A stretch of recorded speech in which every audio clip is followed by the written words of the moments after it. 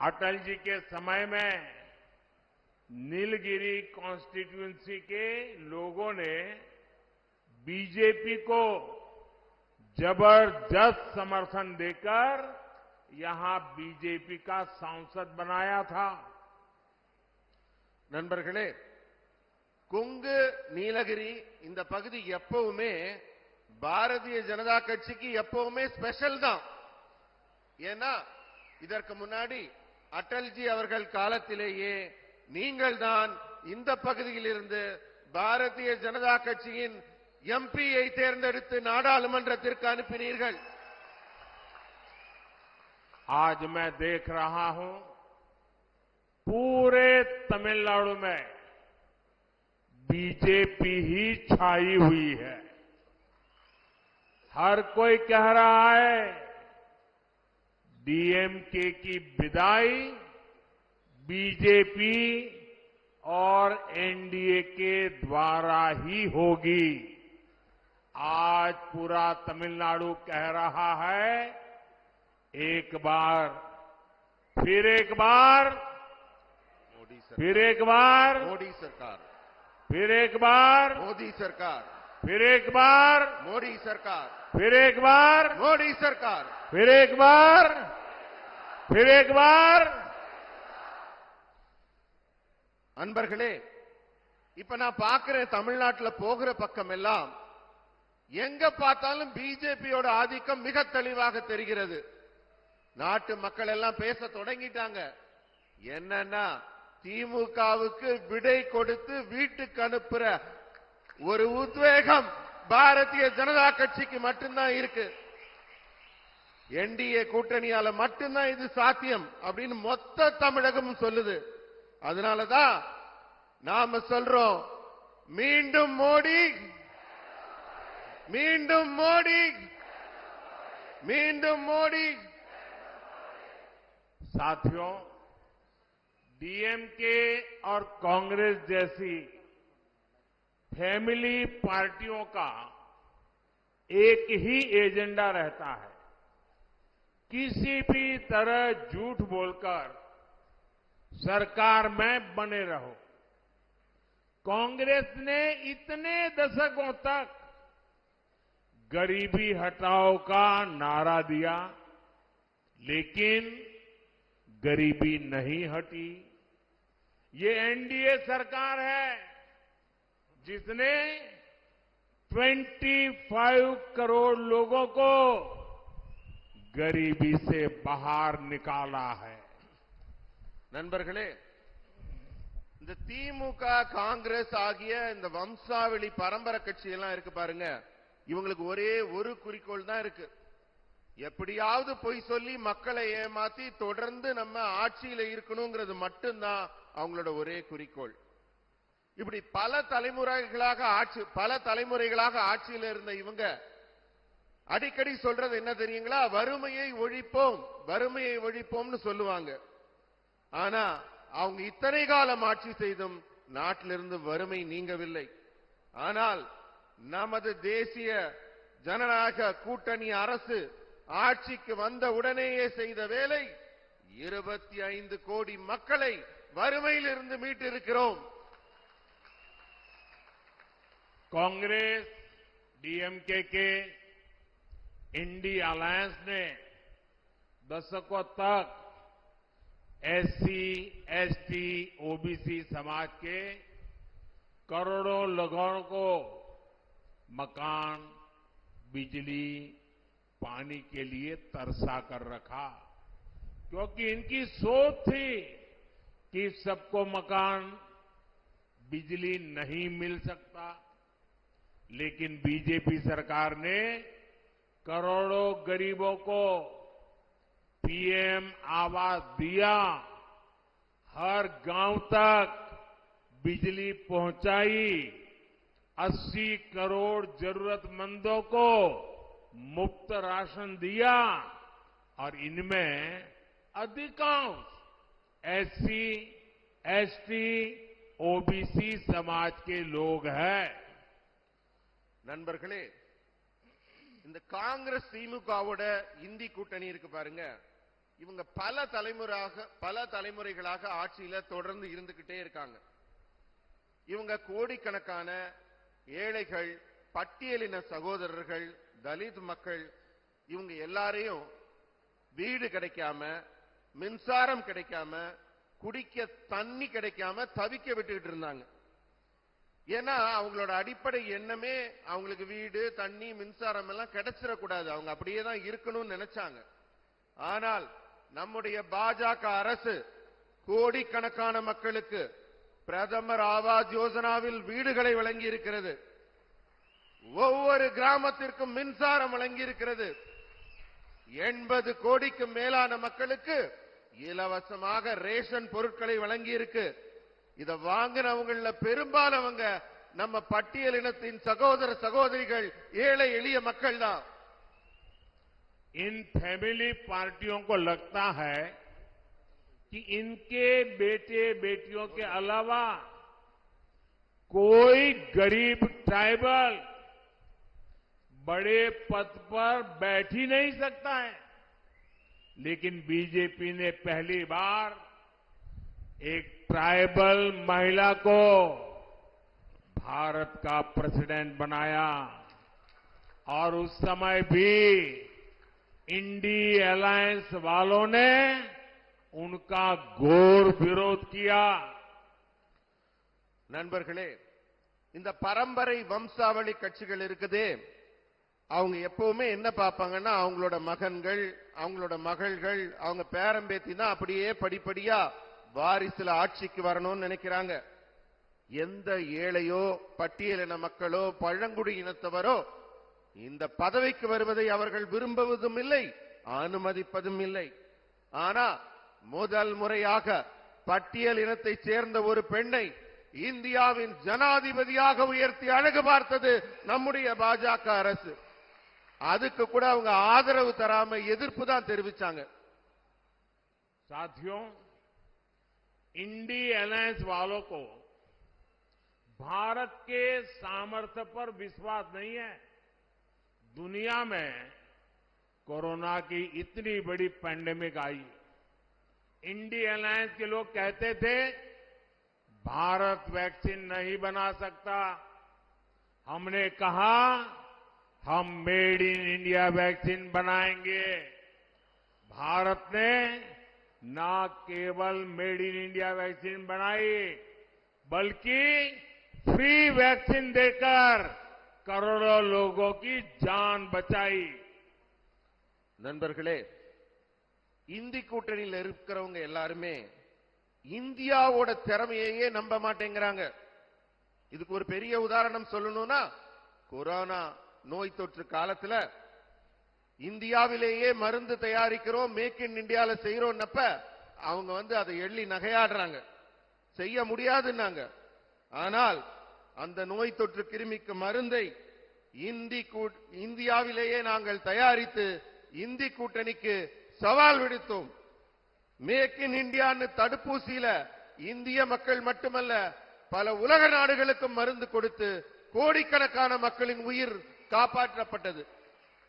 साथियों, INDI alliance के लोग ये भी कहते थे कि पैंडेमिक में हमारी इकोनॉमी ठप हो जाएगी, लेकिन केंद्र सरकार ने एमएसएमई को उसी दौर में 2 लाख करोड़ रुपए की तुरंत सहायता दी।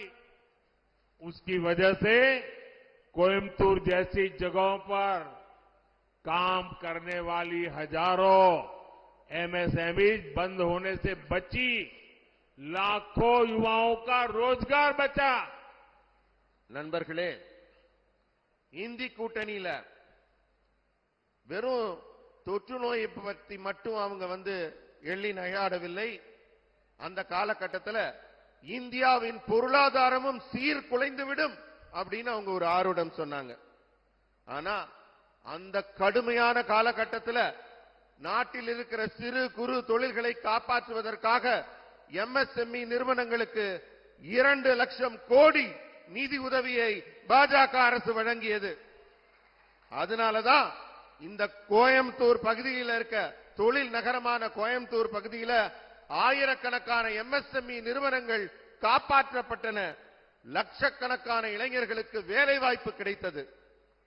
तमिलनाडु में इतना पोटेंशियल है, इतना टैलेंट है, लेकिन जब से डीएम की सरकार आई है, इन सबको इग्नोर किया जा रहा।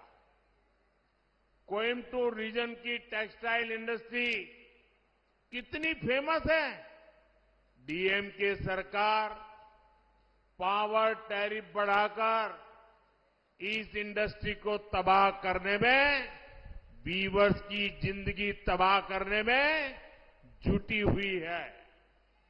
इनके करप्शन से भी तमिलनाडु की हर इंडस्ट्री परेशान है। நண்பர்களே, தமிழ்நாட்டில் நான் பார்க்கிறேன், இங்க ஏராளமான திறமையும் மனித ஆற்றலும் மிகுந்து இருக்கிறது. இந்த திமுக அரசு இப்படி மிகுந்து இருக்கிற மக்கள் சக்தியையும் ஆற்றலையும் வீணடித்துக் கொண்டிருக்கிறது. இந்த கோயம்புத்தூர் பகுதியில் ஜவுளி தொழில் மிக சிறப்பாக நடந்து கொண்டிருக்கிறது. திமுக அரசு என்ன செய்யணும்? அந்த ஜவுளி தொழிலை காப்பாற்றுவதற்கு பதிலாக அதிகமான மின்சார கட்டணத்தை சுமத்தி அந்த தொழிலை நடக்க விடாமல் செய்கிறது. அதை முடக்கும் வகையில மின் கட்டணங்களை எல்லாம் உயர்த்தி வருகிறது. அவர்கள் ஊழலை தொடர்ந்து செய்வதற்காக அதுல வர்ற இழப்பை எல்லாம் மக்கள் மீது திணிக்கிறார்கள். देश आज मेक इन इंडिया की तरफ बढ़ रहा है, लेकिन डीएमके उन लोगों के साथ खड़ी है जो देश में इन्वेस्टमेंट को खत्म करना चाहते हैं। अपनी इस राजनीति से ये लोग सबसे ज्यादा नुकसान तमिलनाडु का कर रहे हैं। बीजेपी सरकार तमिलनाडु में इस रीजन में डिफेंस कॉरिडोर बना रही है। इसका लाभ कोयम्बटूर को भी मिलेगा। क्या इंडी अलायंस की मानसिकता से कभी डिफेंस कॉरिडोर बन भी पाता? क्या कोई इन्वेस्टर हमारे देश में, हमारे तमिलनाडु में आता? நண்பர்களே, இன்னைக்கு நம்ம நாடு மேக் இன் இந்தியா அப்படிங்கிற இலக்கை நோக்கி வேகமாக முன்னேறி கொண்டிருக்கிறது. ஆனா இந்த முதலீடுகளை எல்லாம் நடக்க விடாமல் முடக்க நினைக்கிறது திமுக அரசு. அப்படிப்பட்ட நபர்களோட தான் அவங்க தோழமை பாராட்டுறாங்க. திமுக தன்னுடைய சொந்த சுய லாபத்திற்காக தமிழகத்திற்கு அதிகபட்ச கேட்டை விளைவித்துக் கொண்டிருக்கிறார்கள். தமிழகத்தில் பாஜக அரசு தான் இதோ இந்த கோவை பகுதியில் ஒரு பாதுகாப்பு வழித்தடத்தை, டிஃபென்ஸ் காரிடோர் நம்ம உருவாக்கி இருக்கிறோம். இதனால மிகப்பெரிய வளர்ச்சி, மிகப்பெரிய லாபம் இந்த பகுதிக்கு கிடைக்க இருக்கு. ஆனா இந்தி கூட்டணிக்காரங்க இதெல்லாம் செய்வாங்களா? அவங்களுக்கு இதெல்லாம் செய்யணும்னு தோணி இருக்குமா? யாராவது முதலீட்டாளர்கள் முன் வந்திருப்பார்களான்னு நீங்க எல்லாம் சிந்திச்சு பார்க்கணும். साथियों, देश में जब दिल्ली में कांग्रेस सरकार थी, राज्यों के साथ इस आधार पर भेदभाव होता था कि कहां किस पार्टी की सरकार है। लेकिन एनडीए सरकार सबका साथ, सबका विकास के विजन पर काम कर रही है। हम कहते हैं विकसित भारत के लिए विकसित तमिलनाडु। इसलिए हमने पिछले 10 सालों में तमिलनाडु के डेवलपमेंट के लिए लाखों करोड़ रुपए लगाए हैं। நண்பர்களே, நாட்டில் காங்கிரஸ் ஆட்சி இருந்தப்ப மாநிலங்களை எல்லாம் எப்படி பார்ப்பாங்க தெரியுமா? இது நம்ம ஆட்சி, நம்ம கட்சியோட ஆட்சியா, எதிர்கட்சியோட ஆட்சியா, எந்த ஆட்சிங்கிறத வச்சுதான் மாநிலத்தின் உறவுகள் தீர்மானிக்கப்பட்டன. ஆனா இப்பெல்லாம் அப்படி இல்ல. என்டிஏ ஆட்சி நடக்குது. இங்க சப்கே சாத் சப்கா விகாஸ் என்று யார் ஆட்சியாக இருந்தாலும் அந்த மாநிலத்தின் உயர்வுக்காக மத்திய அரசு பாடுபடுகிறது. வளர்ந்த இந்தியாவுக்காக வளர்ந்த தமிழ்நாடு தான் உதவ முடியும். ஒவ்வொரு மாநிலம் உயர்ந்தால்தான் மொத்த தேசமும் உருவாகும் என்று இந்த அரசு நம்புகிறது. அதனாலதான் தமிழ்நாட்டுக்கு கடந்த 10 ஆண்டுகளில் மட்டும் பல லட்சம் கோடி ரூபாய்களை மத்திய அரசு கொடுத்திருக்கிறது. हम कोयम्बटूर सहित तमिलनाडु में 2 शहरों में मल्टी मॉडल लॉजिस्टिक पार्क बना रहे हैं। एनडीए सरकार ने देश में वंदे भारत ट्रेनें चलाई तो कोयम्बटूर को भी 2 वंदे भारत ट्रेनें दी। यहां एम्प्लॉयमेंट अपॉर्चुनिटीज के लिए, लोगों की सुविधा के लिए पोल्लाची से कोयम्बटूर तक नेशनल हाईवे भी बनाया गया। அன்பர்களே, கோயம்புத்தூர் உட்பட தமிழ்நாட்டின் 2 முக்கியமான நகரங்கள்ல மாதிரி தளவாட பட்டறை பூங்காக்கள், இதனால தொழில் வளர்ச்சி மிகவும் வேகமாக முன்னேறக்கூடிய வாய்ப்பினை தமிழகத்திற்கு கொடுத்திருக்கிறது பாஜக அரசு. தேசிய ஜனநாயக கூட்டணி அரசு வந்தே பாரத் ஒரு சிறப்பு வாய்ந்த ரயிலை அனுப்புகிறது. நம்ம கோயம்புத்தூர் பகுதிக்கும் 2 வந்தே பாரத் ரயில்கள் வந்து கொண்டிருக்கிறது. இதே போல தொழில் வாய்ப்பு எல்லாம் முன்னேற்றம் நடக்கணுங்கிறதுக்காக கோயம்புத்தூர்ல இருந்து பொள்ளாச்சிக்கு தேசிய நெடுஞ்சாலை, விரைவு நெடுஞ்சாலையாக இப்போது அமைக்கப்பட்டிருக்கிறது. साथियों, डिस्क्रिमिनेशन और डिवीजन का जो खतरनाक खेल कांग्रेस देश में खेलती है, वही खेल डीएमके तमिलनाडु में खेलती है। आप जल जीवन मिशन का उदाहरण देखिए। केंद्र सरकार ने योजना शुरू की, हमने देश के करोड़ों घरों को वाटर कनेक्शन दिया, लेकिन डीएमके सरकार पानी कनेक्शन देने में भी पहले ये देखती है कौन इनकी पार्टी का कार्यकर्ता और वोटर है। कोयम्बटूर जैसे शहर में कई जगहों पर आज भी कई दिन में केवल 1 बार पानी आता है। நண்பர்களே, நாட்டில் இந்த காங்கிரசின் இண்டி கூட்டணி காட்டுற பாரபட்சம், பிரிவினைவாதம் அப்படிங்கிற ஒரு ஆபத்தான விளையாட்டை விளையாடி கொண்டிருக்கிறது. தமிழ்நாட்டிலையும் திமுக அதே பாரபட்சம், அதே பிரிவினைவாதம் என்ற விளையாட்டை அதுவும் தொடர்கிறது. இது ரொம்ப ஆபத்தானது. ஜல் ஜீவன் மிஷன் வீட்டு தேடி வந்து உங்களுக்கு எல்லாம் தண்ணீர் கிடைக்குது இல்லையா, அப்படி ஒரு திட்டத்தை நாம உருவாக்குறோம். தமிழ்நாட்டிற்கும் கோடிக்கணக்கான வீடுகளுக்கு அந்த திட்டத்தை கொடுக்கிறோம். ஆனா இந்த திட்டம் வந்தோன்னு அந்த திமுக அரசு என்ன செய்யுது? முதல்ல நம்ம கட்சிக்காரங்க யாரு, திமுக இருக்கவங்க யாருன்னு பட்டியல் எடுத்து அவங்களுக்கு சாதகமா தான் கொடுக்குது.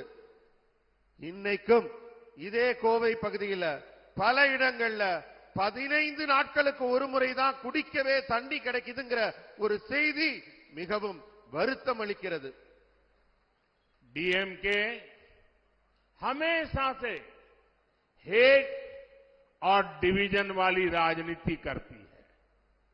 डीएमके का फोकस कभी भी तमिलनाडु का विकास नहीं रहा है, लेकिन मैं ये विश्वास दिलाता हूं, एनडीए सरकार अपने तीसरे कार्यकाल में कांगो रीजन और नीलगिरीज के विकास के लिए और तेजी से काम करेगी। இது மோடியின் கேரண்டி. நண்பர்களே, திமுக எப்பவுமே ஒரு வெறுப்பு அரசியலை தான் செய்து கொண்டிருக்கிறது. திமுகவின் கவனம் எப்பவுமே தமிழகத்தின் வளர்ச்சியின் மீது இருந்ததில்லை. ஆனால் நான் உங்களுக்கு ஒரு உறுதி அளிக்கிறேன், என்டிஏ அரசாங்கம் மூன்றாவது முறையாக ஆட்சி அமைத்து செயல்படும் போது இந்த கொங்கு மண்டலத்தின் வளர்ச்சிக்காகவும் நீலகிரியின் வளர்ச்சிக்காகவும் இன்னும் வேகம் காட்டி விரைவாக செயல்படுவோம் என்று உறுதியளிக்கிறேன். साथियों, डीएमके और इंडी अलायंस के लोग तुष्टीकरण के अलावा और कुछ कर ही नहीं सकते।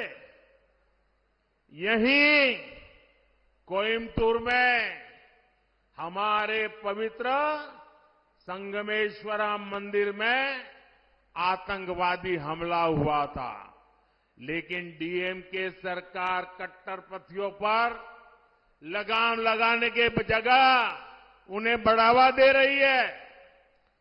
நண்பர்களே, இந்த திமுகவினரும் இந்தி கூட்டணியினரும் நான் சொல்றது மாதிரி எதிர்ப்பு அரசியல், வெறுப்பு அரசியல், இதை தவிர உருப்படியா எதையுமே செஞ்சதில்லை. பாருங்க, நம்ம கோயம்புத்தூர்ல புனிதமான சங்கமேஸ்வரர் கோவில்ல தீவிரவாத தாக்குதல் நடைபெறுகிறது. ஆனால் அதை இரும்பு கரம் கொண்டு அடக்க வேண்டிய மாநில அரசு அதற்கு பதிலாக அந்த தீவிரவாதிகளை காப்பாற்றுவதற்காகவும் பாதுகாப்பதற்காகவும் செய்ய வேண்டிய வேலைகளை செய்கிறது. साथियों, अयोध्या में राम मंदिर का भव्य निर्माण होता है। ये लोग उसका भी विरोध करते हैं। मैं तमिलनाडु में भगवान राम से जुड़े स्थानों पर आता हूं, इन्हें उससे भी तकलीफ होती है। ये लोग तो सनातन धर्म को समाप्त करने की धमकी दे रहे हैं। नए संसद भवन में तमिलनाडु की संस्कृति से जुड़े पवित्र सेंगोल की स्थापना होती है, डीएमके उसका बायकॉट करती है। நண்பர்களே, அயோத்தியில பிரம்மாண்டமான ராமர் கோயில் கட்டப்பட்டு கொண்டிருக்கிறது. அதோட பிராண பிரதிஷ்டை திறப்பு விழாவையும் இந்த இந்தி கூட்டணி அரசு எதிர்க்கிறது. தமிழ்நாட்டில் ராமர் கோயில் தொடர்புடைய நிறைய புண்ணிய ஸ்தலங்கள் இருக்கிறது. அங்கெல்லாம் நான் போனேன் அந்த பிரதிஷ்டைக்கு முன்னாடி. ஆனால் அப்படிப்பட்ட புண்ணிய தலங்களுக்கு செல்வது கூட இங்கு இருக்கும் திமுகவிற்கு மிக சிரமமாக இருக்கிறது. ஏன்னா அவங்க சனாதன தர்மத்தையே ஒழிக்கப் போவதாக மிரட்டிக் கொண்டிருக்கிறார்கள். புதிய பாராளுமன்றத்தில் தமிழ்நாட்டின் கலாச்சாரம் பண்பாட்டோட தொடர்புடைய செங்கோலை நிறுவுவதற்காக ஒரு மிகப்பெரிய பணி எடுக்கும் போது அது தமிழ்நாட்டை சேர்ந்த திமுக கூட புறக்கணிக்கிறது. करप्शन और स्कैम का दूसरा नाम है डीएमके।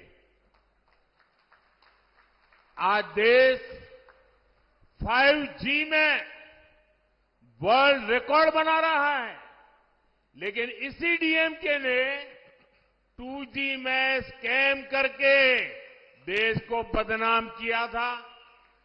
भ्रष्टाचारियों को बचाने के लिए डीएमके और कांग्रेस सबसे आगे खड़े नजर आते हैं। मैं कहता हूं, भ्रष्टाचार हटाओ। वो कहते हैं भ्रष्टाचारी बचाओ। நண்பர்களே, சுரண்டலுக்கும் ஊழலுக்கும் இன்னொரு பெயர்தான் திமுக.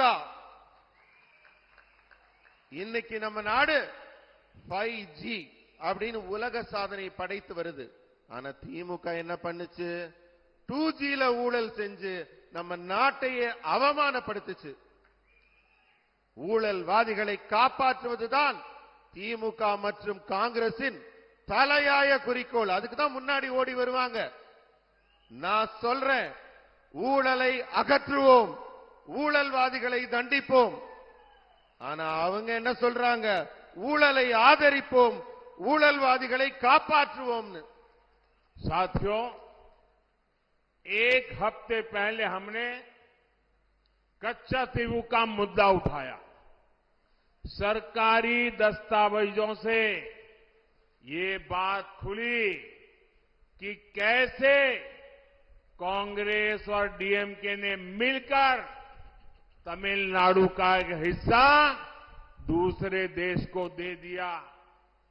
भारत की संप्रभुता से हुए इस खिलवाड़ की कीमत हमारे गरीब मछुआरे चुकाते रहे हैं। 19 अप्रैल को मतदान के समय डीएमके और कांग्रेस के इन पापों का हिसाब जरूर होना चाहिए। நண்பர்களே, இந்தி கூட்டணியினர் எப்படி செயல்படுறாங்கங்கிறதுக்கு ஒரு முக்கியமான உதாரணம் சொல்றேன். ஒரு வாரத்துக்கு முன்னாடி நம்ம கச்சத்தீவு பிரச்சனையை எழுப்பினோம். காங்கிரசும் திமுகவும் ஒன்னா சேர்ந்து எப்படி இந்தியாவின் உயிரோட்டமான ஒரு பகுதியை வேற நாட்டுக்கு தாரை வார்த்து கொடுத்தார்கள் என்பது பற்றிய அரசு ஆவணங்கள் வெளியிடப்பட்டன. அப்பதான் தெரிஞ்சது அவங்க தமிழகத்திற்கு இழைத்த அந்த துரோகம். இந்தி கூட்டணியினர் இந்தியாவின் இறையாண்மையை சேதப்படுத்தினதுக்கான விலையை பாவம் நம்ம தமிழக மீனவர்கள் தான் அதுக்கு விலை கொடுத்துக் கொண்டிருக்கிறார்கள். திமுக மற்றும் காங்கிரஸ் செய்த இந்த பாவங்களுக்காக வரும் ஏப்ரல் 19ஆம் தேதி தேர்தல் நடைபெறும் போது மக்களாகிய நீங்கள் தான் அவர்களுக்கு சரியான பாடம் புகட்ட வேண்டும். साथियों, डीएमके सत्ता के अहंकार में डूबी हुई पार्टी है। जब डीएमके के एक बड़े नेता ने हमारे युवा नेता अन्नामलाई जी के बारे में पूछा गया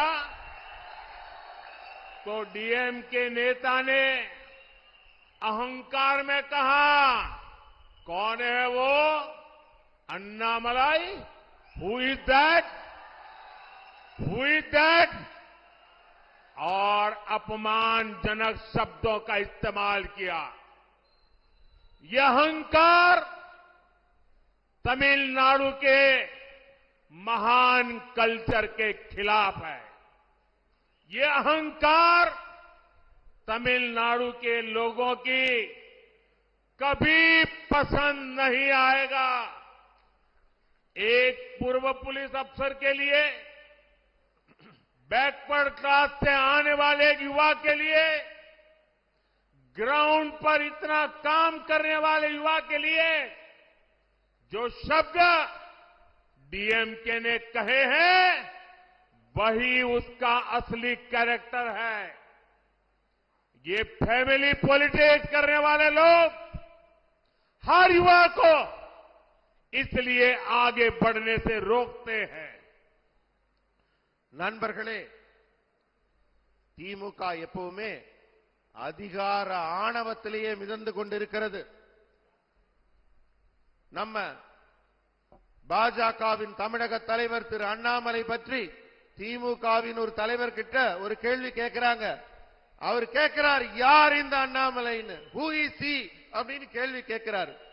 அந்த அளவு ஆணவம் அவர்கள் கண்களை மறைக்கிறது. யார் அப்படின்னு அவங்க கேள்வி கேட்கிறாங்கன்னா அந்த அளவு அவங்கள கண்களை மறைக்கும் அந்த ஆணவத்தை தமிழகம் என்றும் அனுமதிக்காது. தமிழ் கலாச்சாரத்திற்கு எதிரானது அந்த ஆணவம். ஒரு இளைஞன் பிற்படுத்தப்பட்ட வகுப்பில் இருந்து வருகிறார். ஒரு முன்னாள் காவல்துறை அதிகாரியாக செயல்பட்டிருக்கிறார். காலத்தில் வீரம் காட்டிக் கொண்டிருக்கிறார். அவரை தெரியலையா அவங்களுக்கு? இதுதான் அவங்க உண்மையான குணம். ஃபேமிலி பாலிடிக்ஸ்ல பண்ணிக்கிட்டு இருக்காங்கல்ல, அவங்களுக்கு ஒரு சாதாரண குடும்பத்திலேருந்து ஒரு இளைஞன் நேர்மையான அரசியல் செய்ய முன்வராங்கிறது பிடிக்கலங்கிறது தான் உண்மையான கருத்து.